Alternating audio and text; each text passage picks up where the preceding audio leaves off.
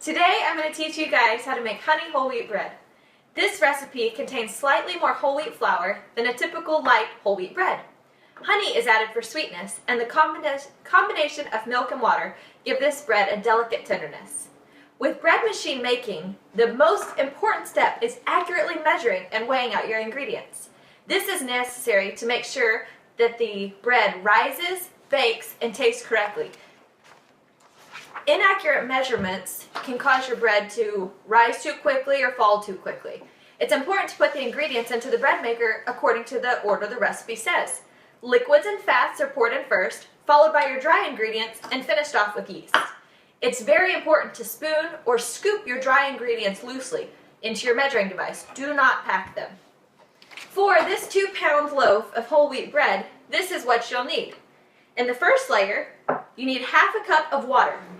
It's important to remember that temperature is extremely important. Your water and dry ingredients need to be roughly 80 degrees to help the yeast activate properly. Next, you need 2/3 cup of milk. Again, your milk needs to be roughly 80 degrees Fahrenheit. The milk enhances the flavor and increases the nutritional value of the bread.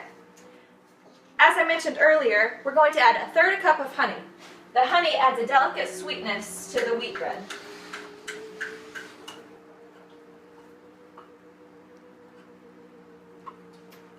After adding the honey, we need to add 1 large egg. Again, the egg needs to be room temperature. Eggs help add flavor, richness, and tenderness to the bread. The last step of our first layer is our fat. We need to add 1½ teaspoons of room temperature butter that has been cut up. Cutting it up simply helps it incorporate better. Now that completes our first layer. Flour is the most important ingredient used for bread making. It provides food for the yeast and adds structure to the loaf. For the first step of our second layer, we need to add 2 2/3 cup of bread flour. Bread flour is also known as baker's flour.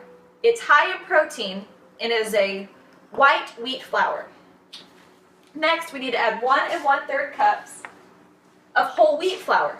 The whole wheat flour is milled from the entire wheat kernel. Hence, it contains all the bran, germ, and flour of a whole wheat grain. Next, we need to add 1 tablespoon plus 2 teaspoons of gluten. The gluten is also manufactured from the wheat flour and yields a very high protein content. Wheat gluten can improve the structure, increase volume, and lighten the texture of your bread. Last step of our second layer is 2½ teaspoons of salt. Salt not only adds flavor, but it limits the growth of the yeast. Table salt, sea salt, or kosher salt may be used. And last, we need to add 1 tablespoon plus 1 teaspoon of bread machine yeast. Through a fermentation process, yeast produces the necessary carbon dioxide gas to make bread rise. Yeast feeds on the sugars, the sugar from the honey and the yeast and the flours to produce the gas. Once you've entered all your ingredients into the bread machine, you need to start it on your basic cycle. This all-purpose setting is for white breads, wheat breads, and whole grain breads that contain 50% or more of bread flour.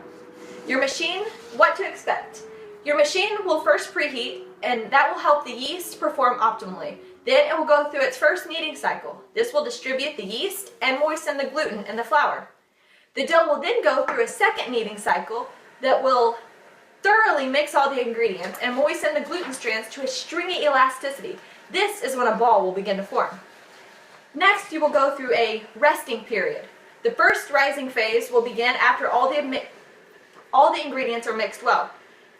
The second rising phase will begin, but they are separated by a punch-down phase. This is necessary to deflate and release the trapped carbon dioxide within the dough.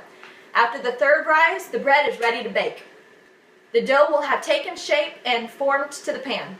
Once baking is complete, turn out the loaf and cool it completely before cutting. This loaf was a 2-pound loaf for 32 ounces. It cost me 64 cents to make, compared to a similar 20-ounce loaf of Miss Baird's honey wheat bread sold for $2.79 at our local grocer. Thanks for watching.